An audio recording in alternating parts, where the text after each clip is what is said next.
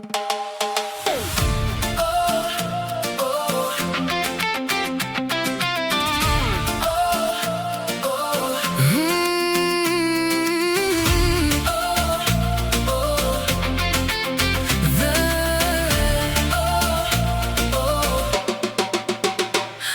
дежурства, без слънце, без ден, хиляди истории носят в мен. Всяка съдба е свят в техните длани, всяка крачка борба за живи рани. Сълзи, които не пускат навън, скрита сила да устоя до край. И дори щом душата крещи, те остават досетни сили. И когато тишината тежи повече от болка, те не губят своята сила.